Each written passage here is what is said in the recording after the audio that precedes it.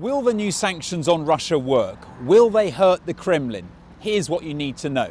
Together with Britain and Europe, the US has now imposed sanctions on the two biggest Russian oil companies, Rosneft and Lukoil, in the hope, it says, of cutting funding to the Kremlin's war machine. In the short term, that probably won't happen. Russia has managed to maintain high levels of military spending via tax hikes and spending cuts elsewhere, and economists say there is still some more fat Russia can trim before having to cut defence spending. In the long term, though, this could be painful for Russia if it forces countries like China and India to stop buying up Russian oil. And India has already said that it would consider doing that. And if it does, that would cut off a vital source of revenue for the Russian economy. In response, Moscow has dismissed the impact of these sanctions, saying that they are counterproductive and insisting they will fail. Behind that bravado, though, I think there is concern here. Concern at the sanctions themselves. This is the first time these two companies have been targeted since Russia's invasion of Ukraine. And I think there's concern at Donald Trump's U-turn as well, because don't forget, it's less than a week ago that he was talking about having another summit with Vladimir Putin in Budapest. And now all of a sudden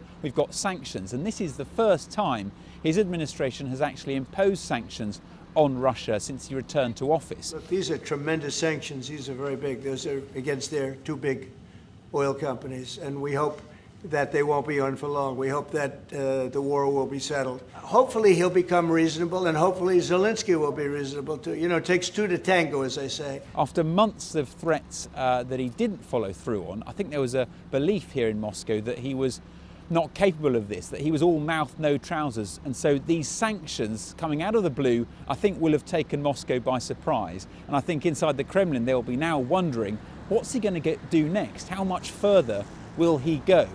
For now, though, there's no sign of Vladimir Putin is going to change course. When it comes to Ukraine, Russia says its goals remain unchanged.